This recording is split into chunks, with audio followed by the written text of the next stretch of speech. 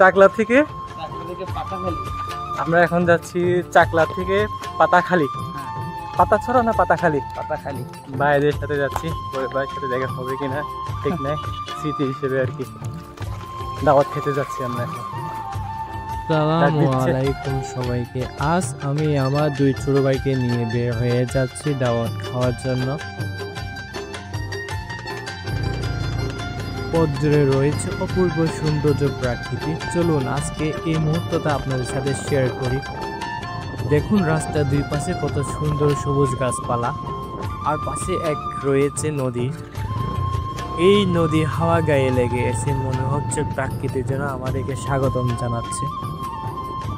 বাইরে হাসাহাসি আর চারপাশে শান্ত পরিবেশ সব মিলিয়ে একেবারে অন্যরকম অনুভূতি ফিল হচ্ছে।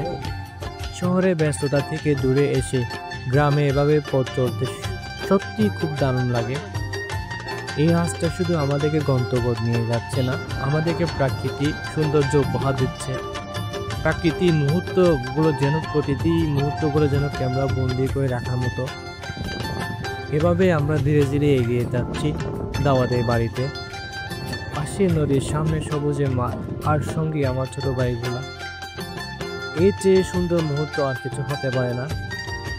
বন্ধুরা, জীবন আসলে খুব সহজ, সুখ খুঁজে নিতে হয় ছোট ছোট মুহূর্তগুলো থেকে। আজকে এই যাত্রায় আমাদের জন্য শুধু খাওয়া দাওয়াতে যাওয়া নয়, বরং একসাথে হাসি, আনন্দ, প্রাকৃতিক সৌন্দর্য উপভোগ করায় একটি স্মৃতি হয়ে থাকবে। আমরা যাচ্ছি ডালিম গাছ একটা, তারপরে দেখলাম আমাদের সবার জন্য রান্না বান্না হচ্ছে। পুকুর পাড়ে সবাই একসাথে বসে কিছুক্ষণ সময় কাটালাম। সময় কাটানোর পরে খাওয়া দাওয়া রেডি হয়েছে, তো আমরা গেলাম খাওয়া দাওয়া শেষ করতে। খাওয়া দাওয়া শেষ করে রেস্ট করার পরে আমরা আবার ফিরে যাচ্ছি। কার না ভালো লাগবে এইরকম সুন্দর দৃশ্য দেখতে? অনেক সুন্দর প্রাকৃতিক দৃশ্য। আমরা যতই দেখি, যত দূর যায় তত এই গ্রামে মায়া পড়ে গেছে। মন চাই থাকে যায় এই গ্রামে। অনেক প্রাকৃতিক ভরপুর সৌন্দর্য এলাকায়। ইনশাল্লাহ একদিন আবার ফিরে আসবো এই জায়গায়। সবাই ভালো থাকবেন, সুস্থ থাকবেন।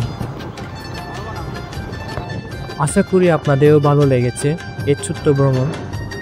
ধন্যবাদ সবাইকে আমাদের সাথে থাকার জন্য। ইনশাল্লাহ আবার আপনাদের সাথে দেখা হবে নতুন এক ভিডিওতে। আপনারাও উপভোগ করতে থাকুন এই সৌন্দর্য প্রাকৃতিক দৃশ্যগুলা। সবাই ফলো করে দিবেন, আশা করি লাইক করে দিবেন। আসসালামু আলাইকুম।